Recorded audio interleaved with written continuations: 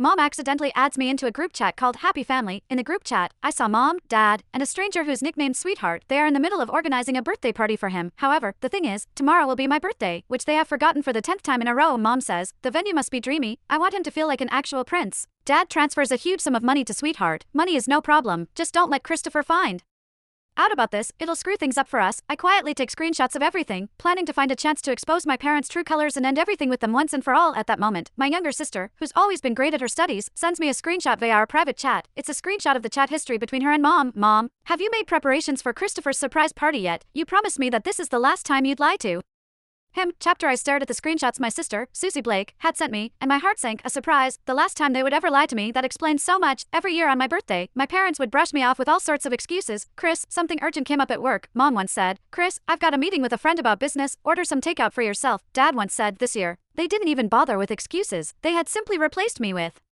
someone else. I tossed my phone aside. My chest felt as if something heavy had lodged itself there. Another WhatsApp message from Susie popped up. Christopher, don't overthink it. Mom and Dad just, I replied with just 2 words. Got it, overthink it. How could I not overthink it? The facts were right in front of me. That birthday party for their sweetheart was the so-called surprise they had lied to me about. As their biological son, I was nothing more than a backdrop for another boy's happiness.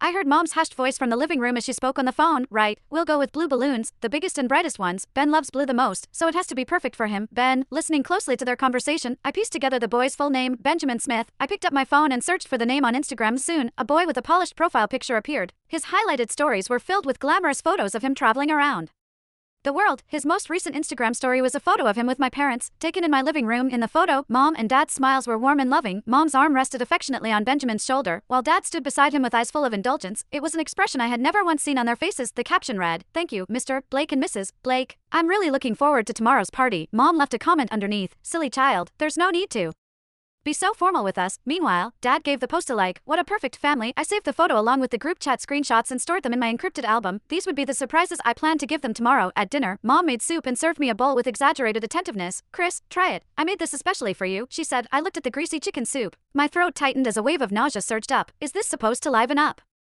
Benjamin's birthday party? I asked lightly. The smile on Mom's face froze. She glanced at Dad, and his expression darkened immediately. What nonsense are you talking about, Benjamin? He replied. Oh, looks like you forget things easily, Dad. I took out my phone and opened the photo. Isn't this boy your so-called sweetheart? Dad's face turned ashen in an instant. Mom rushed to smooth things over. Chris, you misunderstood. He's the son of an important client of mine.